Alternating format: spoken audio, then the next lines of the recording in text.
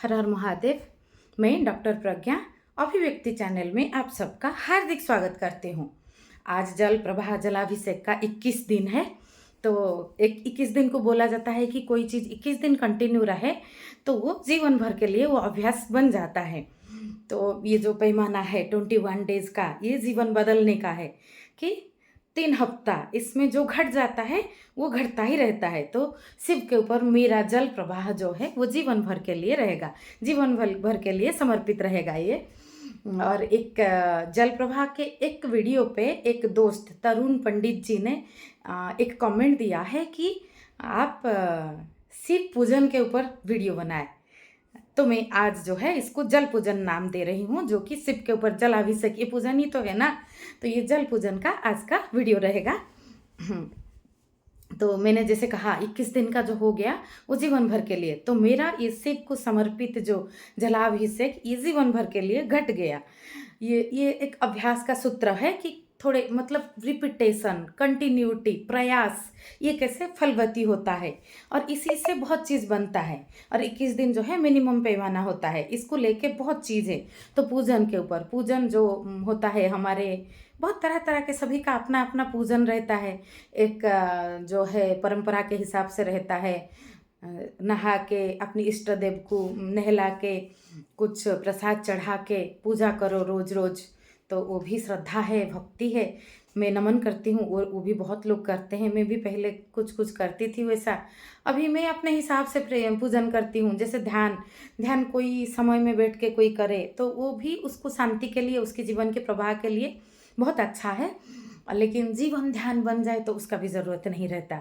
जैसे खाना पीना, कुछ लोग उपवास करते हैं, खाना पीना उनका सुधरा हुआ रहता है, उस दिन हल्का रहता है। और कोई कोई जो मांसाहार करते हैं वो कुछ महीना में, कुछ धार्मिक महीना में शाकाहार करते हैं, मांसाहार छोड़ देते हैं, तो वो उनका पूजन रहता है उस महीना के लिए। लेकिन जिसका हर वक्त का खाना अनमोल बन जाए, प्रकृति को, अस्तित्व को, इष्ट देव को, महादेव को समर्पित हो जाए, तो उसके लिए इस तरह के कुछ अंश में अभ्यास करने की जरूरत नहीं पड़ता, ये धारा बन जाता है। तो जीवन धीरे धीरे जल धारा बने।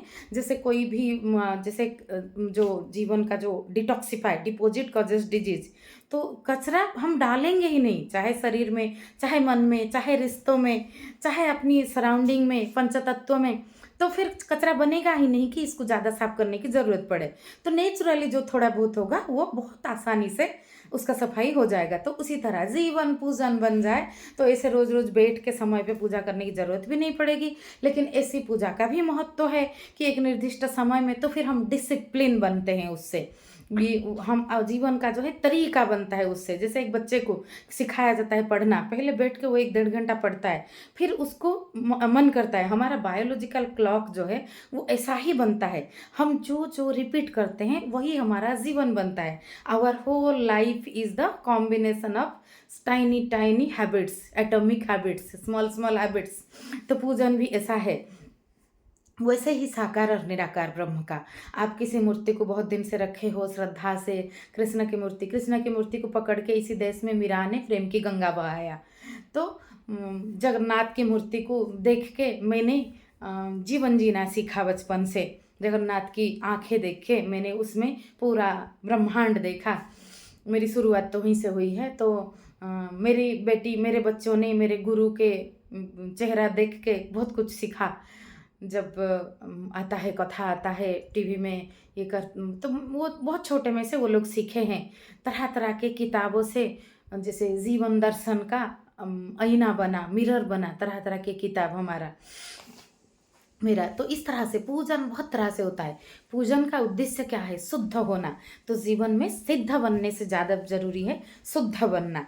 तो जैसे बापू ने एक बात कहा है कि हिमालय, एवरेस्ट को चढ़ने के लिए स्पर्धा चाहिए, कैलाश के लिए श्रद्धा चाहिए। तो कैलाश मेरा महादेव है, महादेव की प्राप्ति के लिए श्रद्धा चाहिए। पूजन श्रद्धा से हो, बाकी तरीका जो जैसा है, जिसका जैसा है, सहज हो, सुलभ हो, जैसे आपके लिए इजी गोइंग हो, जो स्वभाव, स्वधर्मम निधनम श्रेष्ठ परधर्म भयावह, श्रीमद् भगवद गीता में कहा गया है। तो आपको जब सहज है, तप सहज है, कर्मकांड सहज है, ध्यान सहज है, समर्पण सहज है, प्रेम सहज है, ईश्वर से नाराज़गी सहज है, तो क्या सहज है? तो उस हिसाब से आप अगर अपनी धारा को बहाओगे, तो वो एक सहज सुंदर धारा बनेगा। ज़बरदस्ती जो चीज़ हो जाता है, प्रेशर हो जाता है, वो चीज़ में फिर गड़बड़ हो जाती है। जैसे किसी का पैशन हिसाब से वो काम करे, तो वो उसको समय का पता ही नहीं चलता, रिलेटिव के नियम के हिसाब से। और कोई ज़बरदस्ती करे कि करना पड़ेगा, तो करना पड़ेगा। करना और होना, इसमें बहुत फ़र्क है। तो पूजा करना और पूजा घटना, होना, तो इसमें शिव को समर्पित होना, ये होना में आता है। तो मुझे शिव बहुत प्रिय है, बहुत प्रिय है। शिव पंचाक्षरी मंत्र मेरा सहज मुझे आसान होता है। तो मैं जब जप करती हूँ, तो मेरे अंदर ओम नमः शिवाय ही चलता है। और मुझे कोई भी चीज़ का थोड़ा डिस्टर्ब हो लगता है, ऐसा कुछ लगता है, तो अपने आप ओम नमः शिवाय चलता है, तो मुझे वो शांति देता है, तृप्ति देता है, आनंद देता है, और मुझे नई ऊर्जा में फिर से भर देता है। और शिव मंदिर जाओ, शिव को देखो, तो ये सिंबॉलिकली पूजा तरह तरह की होता है। जैसे तो देखो, तो सोमवार को कभी जाओ, बार के हिसाब से किया गया है कि डिसिप्लिन में बांधो। नहीं तो कौन सा बार ऐसा है जो महादेव का नहीं है, महादेव को प्रिय नहीं है, जिसमें महादेव बसते नहीं है। तो जीवन को बांधने के लिए वो तरह तरह की चीज़ संस्कार से के साथ, समाज के साथ जोड़ा गया है, ताकि लोग सहज सुलभ उसको ग्रहण कर पाए। तो फिर मैंने सोचा कि मैं शिव को ही अपने पास रख लेती हूँ। कभी जा पाओ, नहीं जा पाओ, मुझे भीड़ में इंतज़ार करना मुश्किल भी होता है। मुझे थोड़ा शौक था टैटू बनाने का। ये मेरे राइट हैंड में बना है, शिव का त्रिशूल के साथ डमरूधारी शिव। तो ये सुबह उठो, इसको देख लो, तो हो गई पूजन। मुझे और पूजा की, और कोई तरह की पूजा, और मैं जो खाती हूँ, मेरा खाना पीना सात्विक है, और तो फिर वो सब समर्पित ईश्वर को ऑटोमेटिकली है। तो आपको जीवन पूजन करना शुरुआती है, जो से सिस्टमेटिकली वे में। बाकी पूजन बन जाना जीवन जल की तरह, प्रवाह की तरह, धारा में। और ये जल पूजन है। जल पूजन मतलब कोई रिजिड रूल नहीं है इसमें।